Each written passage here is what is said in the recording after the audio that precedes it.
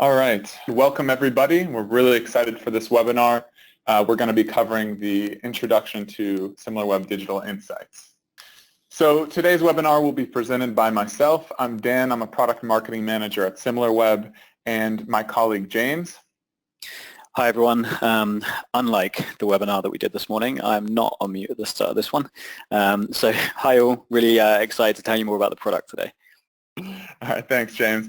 So James and I have been working on this project for the last 6 months or so. We've been speaking to hundreds of companies globally and really learning more about the challenges that they face. And we're really looking forward to sharing the findings and some of the knowledge that we've gained throughout these conversations. As a lot of you are probably familiar, SimilarWeb started about 10 years ago, but we released our first paid product, the SimilarWeb Pro SaaS platform, about 4 years ago. Since then, we've released the API and integrations, which is really a way to sort of streamline the SimilarWeb Pro data at high volume and directly into the systems and tech stack that companies are using. And just 3 weeks ago, we launched our third product.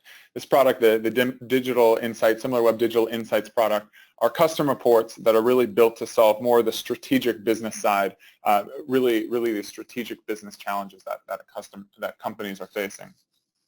And who are some of the companies that SimilarWeb works with? So you can see we work across many different industries, some of the biggest brands in the world.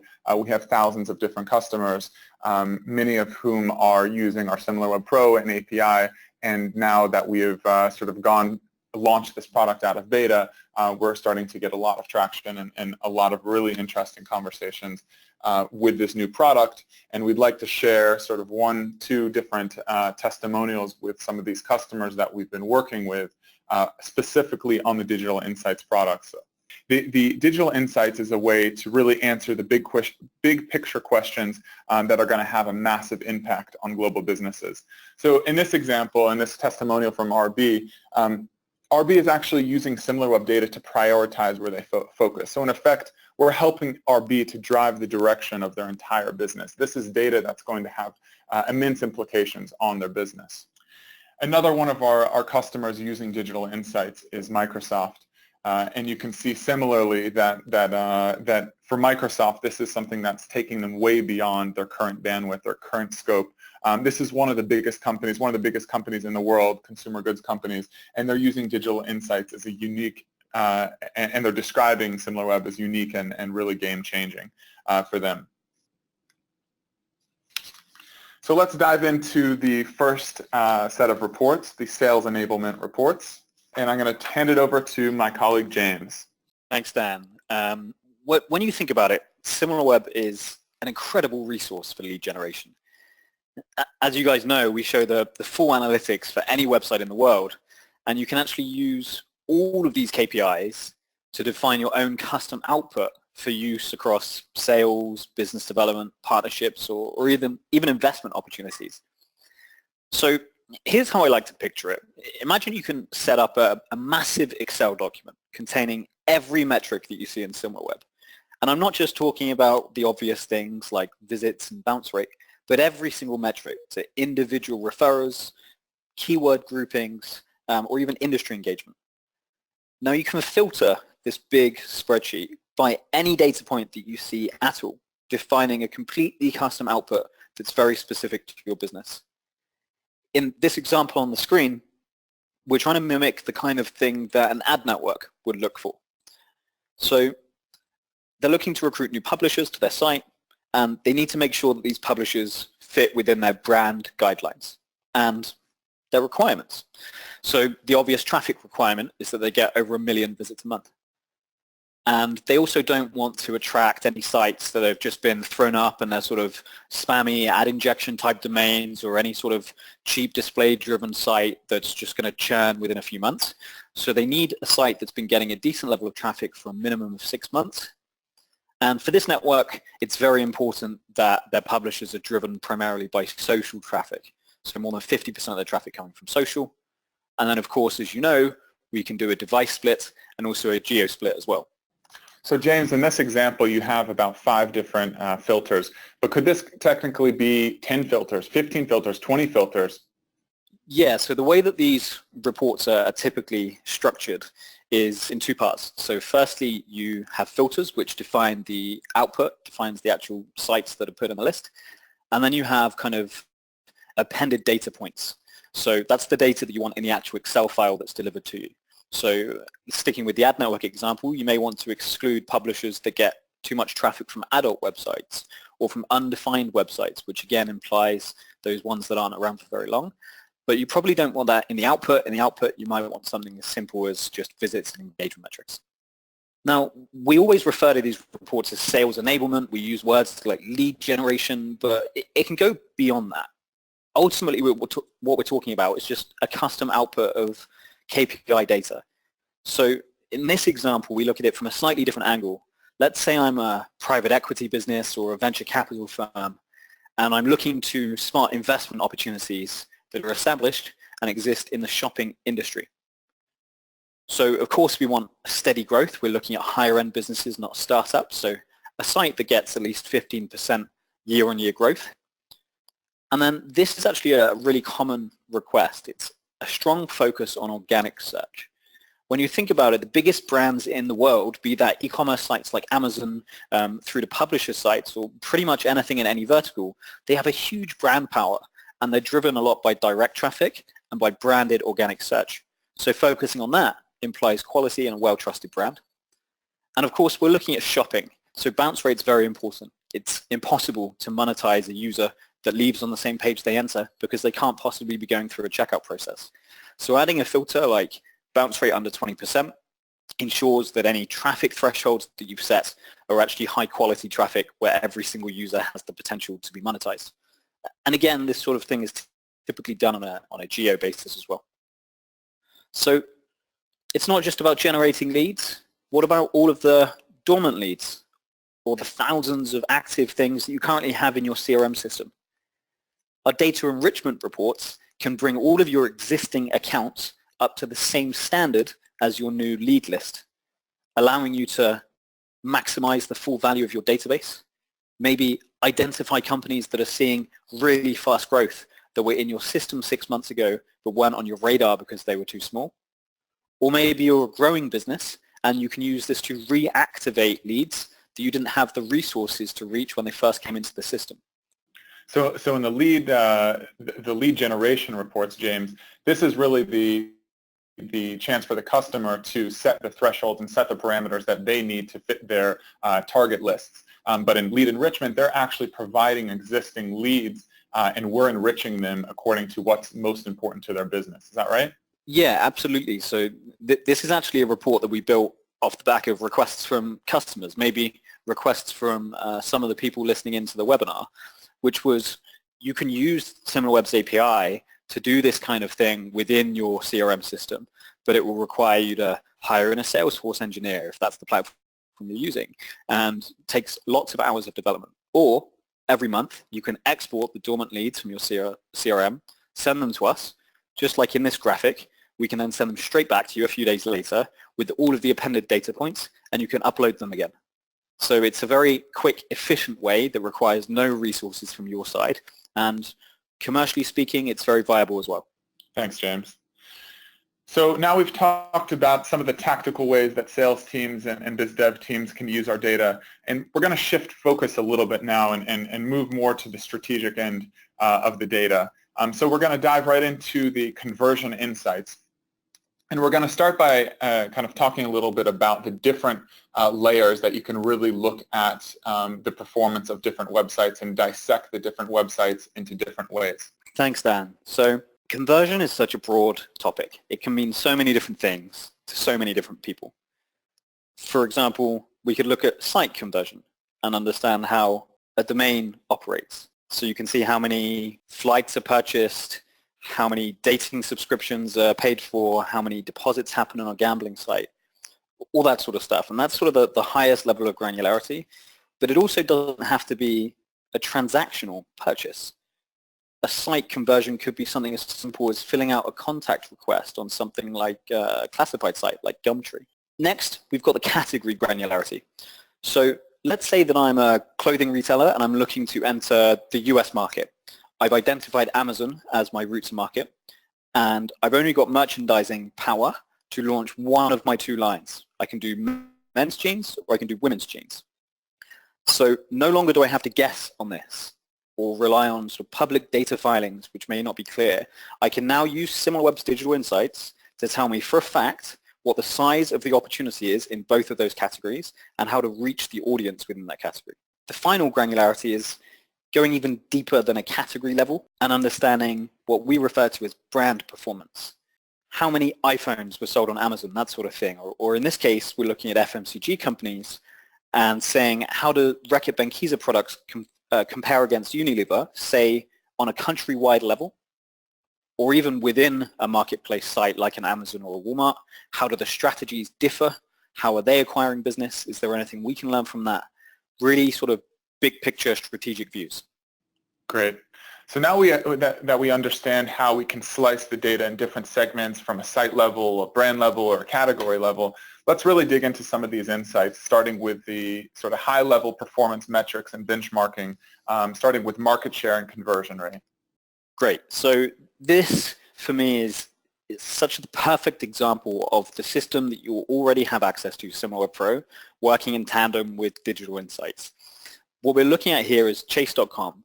And by the way, I don't know if we've mentioned, but every single piece of data in every single slide in this presentation is real. It's reports that we actually ran ourselves. None of it's dummy or fake to show functionality. So here we're looking at credit card application completions on chase.com. And the blue data in the background is just SimilarWeb Pro data. It's showing the amount of traffic to chase.com throughout Q4 of 2016. But the orange line is the conversion rate of that funnel. And what you can see is a very clear inverse trend. As traffic increases month on month, and particularly in December, conversion nosedives. So if you're looking at this purely from a benchmark on visitation, you might end up running after traffic sources and trying to optimize against new PPC keywords or new referral partners, but they may actually be harming your bottom line. So what you can do now is actually quantify if that change is a positive or negative one. Likewise, you can reverse it, right? So in this slide, say you started with the conversion metric and you're trying to quantify what that cause is. On the next slide, you look at SimilarWeb Pro, and here we're looking at the bounce rate. Again, it's chase.com, same time period, and you can see the channel bounce rate throughout that quarter, particularly November-December shift. Look how much it spikes. So yes, they saw a significant increase in traffic, but that traffic bounced, didn't generate any new purchases, which caused their conversion rate to go down. And if they were paying for that traffic, that's bad quality traffic you don't want to replicate. So it's starting to remove some of the guesswork or assumptions that you have to make and doing everything in terms of actual performance. So this is what we refer to as a site performance. So we've talked a lot in the last few slides about sort of general conversion, but what about what a conversion actually is? And stepping through the sort of mini or micro conversions that happen between people hitting the website and people reaching the final thank you page. So here we're looking at hotels.com versus booking.com in the US market, and we can see both of them get same kind of number of visits a month. But what happens next is quite interesting.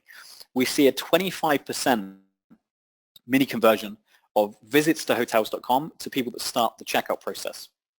And when we say start checkout here, we're referring to clicking the book room button, clicking the call to action. And then 33% on the second stage. But when you compare like for like with booking.com, you can see where they're losing out. Is despite that small increase that they have in traffic, they only have a 15% click-through rate to their call to action button, which has a huge impact on the amount of people that reach stage 2. You see here, 2.6 million to 1.5. So not only have they lost this traffic advantage that they started with, but they've now only got 50% of the people that hotels.com have at the halfway stage. And you see that they outperform hotels on the second step, possibly due to pricing or location or anything like that, maybe even UI, but it's not enough. The advantage isn't enough to claw it back, and you see that they lose out 130,000 sales is the difference between these two funnels. This is in a single month. That's a huge amount of revenue. So being able to actually dissect the funnel and identify where people are dropping out is crucial to properly benchmarking performance and seeing where you're winning and where you're losing. So James, outside of the travel industry, outside of the hotels industry, are there other industries that the conversion funnel would be relevant for and valuable for? In this view, I think any site that I would refer to as a single-purpose website. So something like an Amazon or an eBay is too complex. They operate in too many different verticals, so there's a different solution for speaking around that. But understanding domain-level conversion can apply to any industry. So travel is a big one, as is gambling, as is finance, like the chase.com example, or even sort of pure play e-com sites, right? So like comparing an ASOS to a Boohoo, those sort of comparisons. Oh, sorry, one thing. Can we just go back a slide? Sorry, thanks, Dan. May have been able to tell. One other thing that we didn't mention here is a fantastic use case that we see time and time again, which is market entry. So if we think back to the Chase example, the finance example, credit card companies, they're always launching new markets. And whilst they may operate across multiple markets in the world, they might not have actual proper ground troops driving the sales. So companies can use site performance to understand what an industry looks like in terms of actual sales. So say I'm looking to enter an emerging market in Asia, I can understand what the size of the prize is before I commit any marketing dollars to that spend. So again, it's removing that guesswork, but it's a great example of a strategic use case where you're going to make potentially multi-million-dollar decisions based on this kind of conversion data. So I mentioned trying to get inside a site like Amazon and see those more sort of complex, granular insights. That's what this slide does. And I know it's a little messy. We played around with this quite a lot, and we decided that we couldn't really separate them. We have to have these two graphs next to each other because it really helps build the story. What we're looking at on the left is the conversion rate as a percentage for Xbox, PlayStation, and Nintendo within the games consoles category on Amazon.com throughout Q4. So busiest quarter of the year for online sales, particularly in consumer electronics. And what's staggering is look at what happens to Xbox. So in November, conversion rate's just under 5%. In December, it shoots up to almost 11%. It's like a 55%, no, it's like a 2 times increase on conversion rate. So what could they have done to have driven such a phenomenal increase in both sales and performance? It could be a pricing strategy. It could be that they dropped their price for Black Friday, hence the drop in conversion rate. Maybe they were going after cheap traffic. And then they maybe did a bundling strategy or something that was really successful in December, and you see the impact it has taking off. And the reason these graphs are side by side is the right-hand graph is showing market share in terms of number of sales between these 3 consoles. And look at the impact that it has on their share November to December. This is why I said 50%. They grow their market share in terms of actual sales 50% against their biggest competitors in 1 month on the biggest retailer on the planet for consumer electronics. And they get 16,000 incremental sales from it, despite the fact that Black Friday and Cyber Monday still fall within November. Now, look at what happens to PlayStation. PlayStation don't appear on the left-hand side to take the same risks that Xbox are doing. They don't see a big drop followed by a big rise. They just have this kind of steady increase in conversion rate throughout the quarter. But they're probably maintaining the same offering, and the conversion rate is because people are getting more and more closer to the holidays, so they're buying more. So the impact that this sort of more passive approach has on their market share is phenomenal. PlayStation, one of the biggest brands on the planet, loses market share every single month. They start out 55% to 47 to 43. And they actually do less sales in December than they do in November.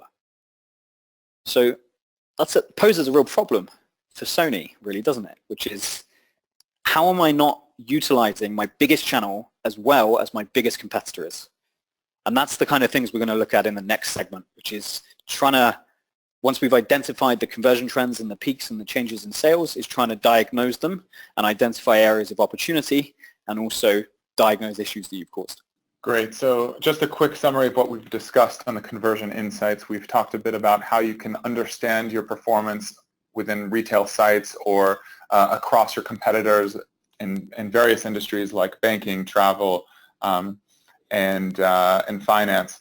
So as we dig into sort of the question of how are these companies successful or not successful in driving new user acquisition to their platform. So what we're going to dive into next is actually looking at what is the strategies, what are the strategies that competitors or industry leaders are taking to actually drive new customers or consumers to their websites through various channels.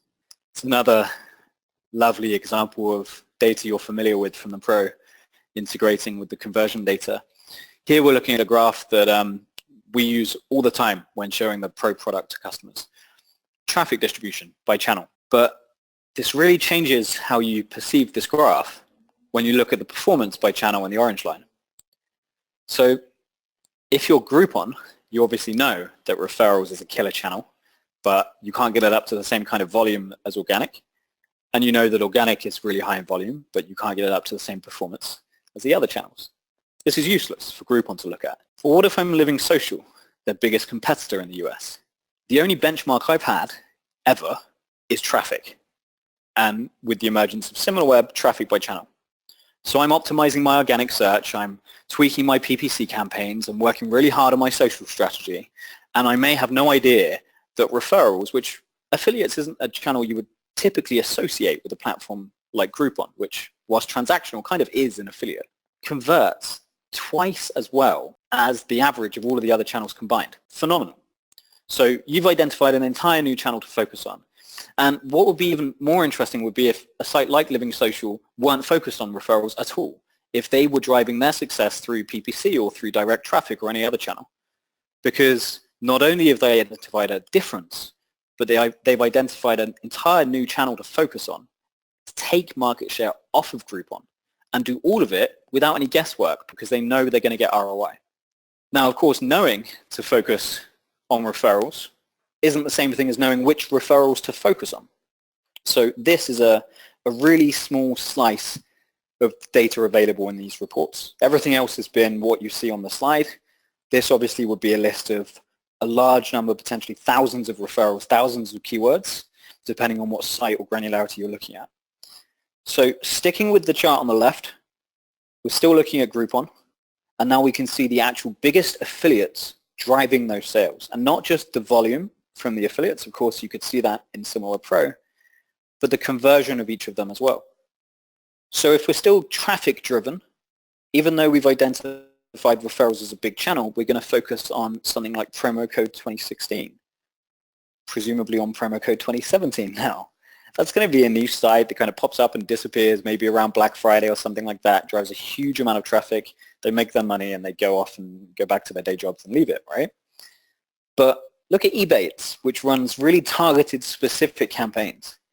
They would be last on this list if you were viewing it in terms of traffic. But they're third in terms of number of sales, converting at 20%. So if I'm Living Social and I'm moving in to reassess my affiliate strategy, I can instantly benchmark the performance of my current partners with the performance of Groupon. I can use this data to go to my boss and say, give me a higher CPA for Ebates. I know it's low traffic, but look at what it can do. What we see on the right-hand side is so useful. Jet.com, as you probably all know, was acquired for an incredible amount of money last year, billions of dollars by Walmart. What's most incredible about that story is that Jet.com's entire traffic acquisition strategy appears to be paid search. They bid on long-tail keywords, and they do it because nobody else is doing it.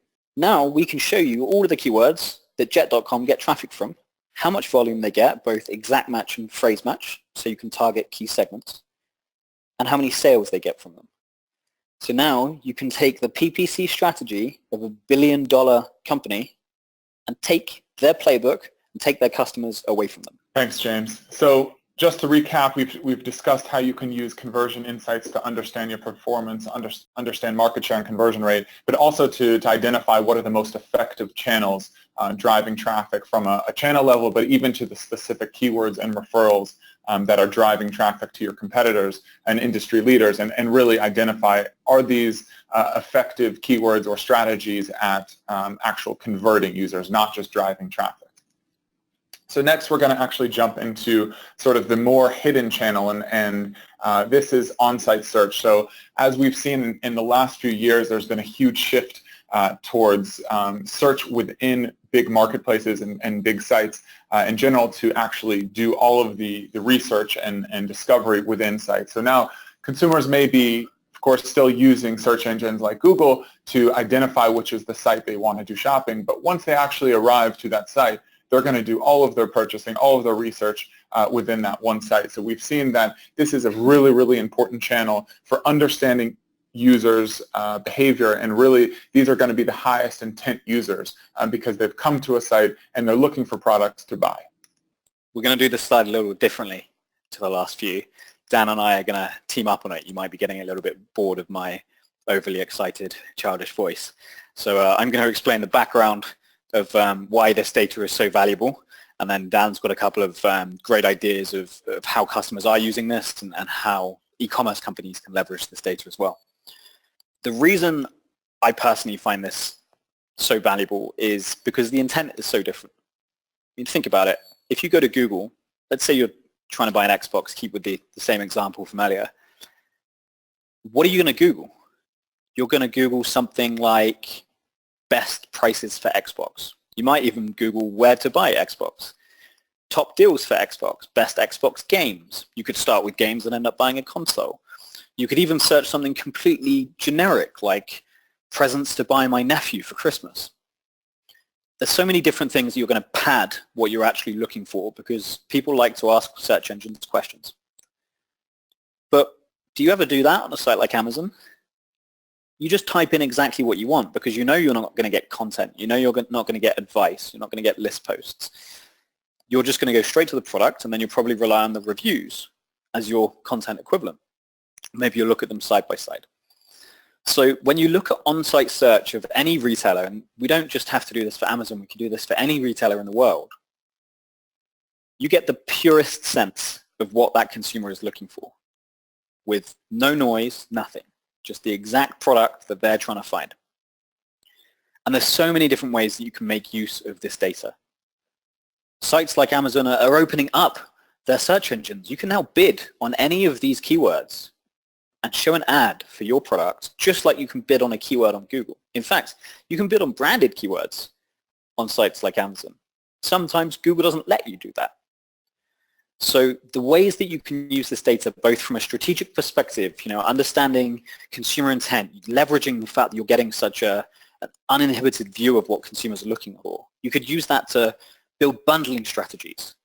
Maybe the thing that Xbox did in December was pair the Xbox console with the highest requested game and the highest purchase controller and 2 or 3 other peripherals or games. And that's what saw their traffic go through the roof because they were targeting the right people. You could even use this data for non-e-commerce websites. You could pull the most searched for topics on the New York Times and use it to optimize the Washington Post. You could even trend this data. Amazon's search engine is so big it generates more product page views than Google does for Amazon. So take this data, filter it to keywords containing the word sunblock, and plot it over time. And you're going to get the true seasonality of a specific brand or product. So many different applications to it. And that's why we want to spend more time on this slide than usual. Yeah. So we actually published a really interesting infographic a few weeks ago, which you can find on the SimilarWeb blog, which really highlights these search keywords, the most popular search keywords on Amazon in Q4 when consumers were most busy looking for products for the holiday season. And so we can really understand exactly what are people looking for in the highest volume and which keywords are actually leading to the most purchases. So this can be really, as James mentioned, utilized in a lot of different ways for understanding consumer intent and bundling and pricing, et cetera. But this can also be used for any site that's actually selling products on their own website. They can use the competitor data to actually optimize their own search engines. So they can also use this, for example, for the way they structure their own site. So if they identify these are the 10 top most searched products on Amazon, and I'm competing against Amazon, I really would like to structure my site so I don't need my consumers to necessarily search for these products to get where they need to go. So if I have specific banners and I have specific categories on my site that it's going to lead consumers directly to these products, I'm going to have a much easier path to purchase for these consumers. And so Amazon has quickly transitioned in the last 10 years from basically a bookstore to selling, as you can see in this example, the top 10 most searched products are all within the consumer electronics department. So you can really see how that has shifted. And for any business that's looking to sort of open or shift into a new market or have a new go-to-market strategy for a new product, they can understand exactly, based on user content, consumer intent across different retailers, how they should build their product strategy or their go-to-market strategy. So we've got one more example here of on-site search that James you can take us through. So we won't spend that long on this slide because we talked about the background of this so much from the last one, but this is just moving us away from the obvious tactical advantages of this and the big picture strategic advantages we mentioned. Think back to right at the start of the conversion segment. We posed a question, which was, imagine I'm a clothing retailer and I've only got the merchandising power to launch either the men's jeans or the female jeans within a site like Amazon. So one of the ways that we deliver this report is we pull sort of macro data. So we'll pull thousands of keywords for something like Amazon, and then we'll filter it out based on keyword segments that you guys want. So you'll give us words like Levi's, jeans, Wrangler, all the things that you see here, maybe even the brand numbers like 505, and we'll filter all the keywords and give you that whole group, and we'll only charge you for the keywords that you see on the list. So you're getting access to a huge report so that you can make those big picture decisions. So rather than needing to go into the really granular stuff that we saw earlier, right, like getting the conversion trend for the entire category or anything like that, you could do this, split it between men's and women's jeans, and you've got your answer. And you can also answer the seasonality piece, and you can also answer the visibility piece.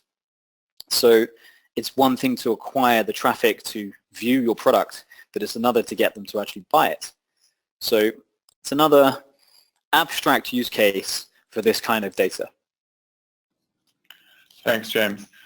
So to recap again, just up until this point, as we've discussed sort of the performance side, the channel actual acquisition side, and this sort of untapped channel, this hidden channel of on-site search. Now we're going to dive into more more of the audience view and understanding how consumers actually interact with different sites on that path to purchase, and understanding how they interact with potentially competitor sites as well. So really building that understanding of the path to purchase as consumers interact in different places on the internet. So let's dive right into the audience behavior directional path.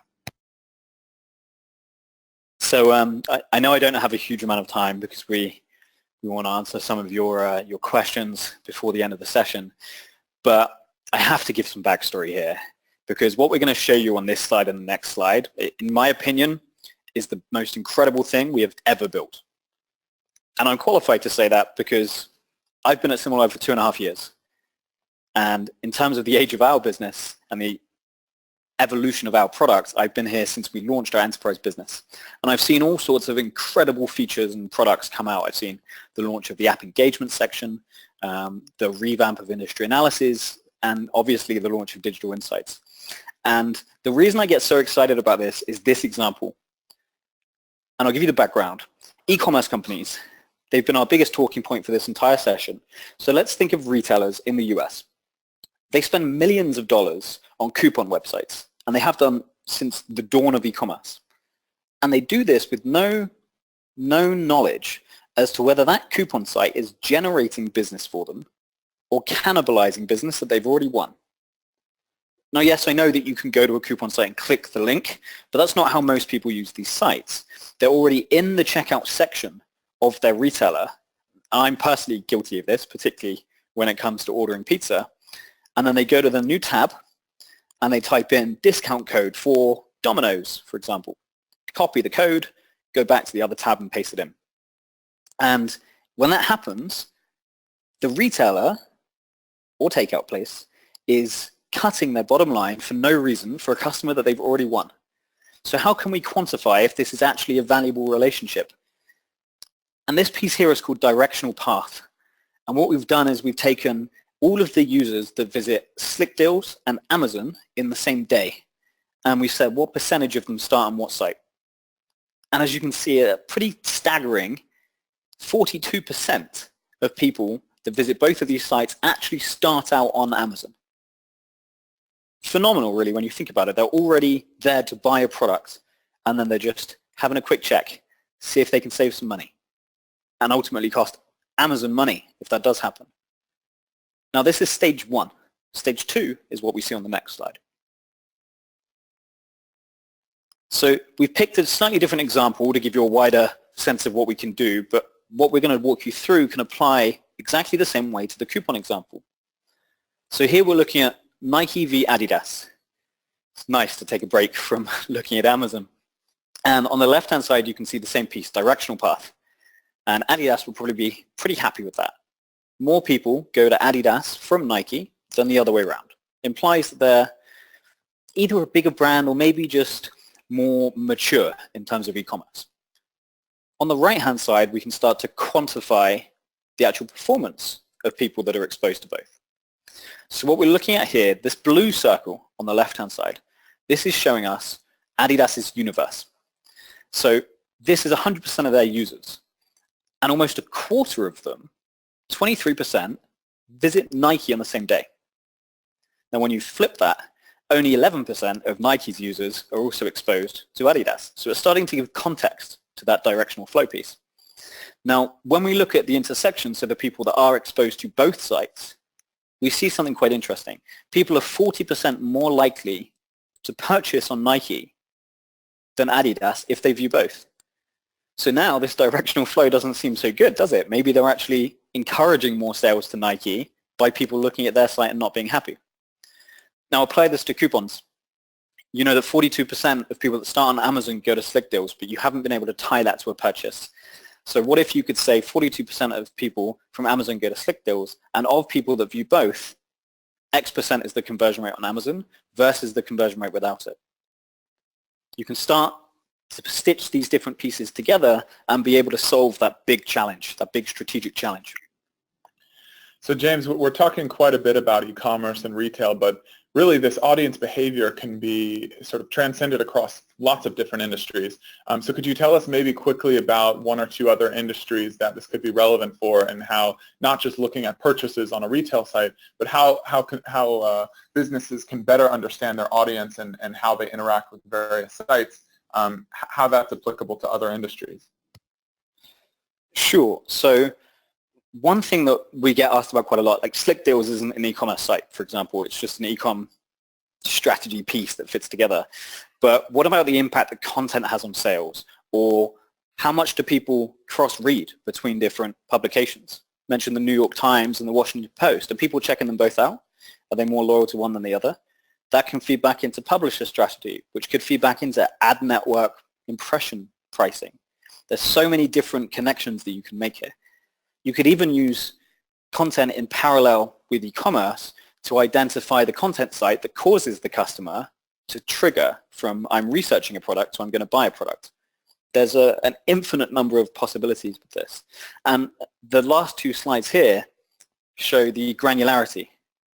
So we won't keep you hung on this and walk through examples again, but you can see this is sticking with Adidas versus Nike, but rather than domain to domain, we're saying viewed an Adidas product on Amazon and viewed a Nike product on Amazon.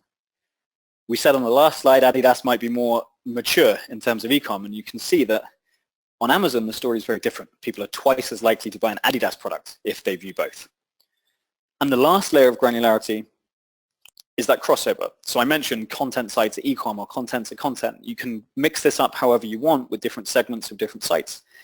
In this example, we're showing people that view a product on Bose.com and then also view a Bose product on Amazon. Now Bose sell on Amazon. It's probably cheaper, it's probably faster delivery, and Bose probably make less money if you buy it on Amazon. But you can see that when people view both, they're 6 times more likely to buy on Amazon. So now they can quantify how much they're cannibalizing their own business by having a common audience buy through a third party. So there's a bunch of different ways to use this data, but for me, for something this simple, overlap and directional flow, there's so many different ways that you can use it. It's so powerful to so many different industries, and that is why I think it's the best thing we've ever built. But I'll leave that up to you guys to decide. Thanks, James. I agree. Some of those last slides are really, really good examples. So thanks a lot for that.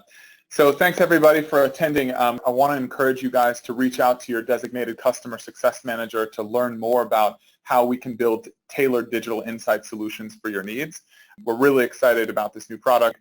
Thanks everybody. Thanks everyone.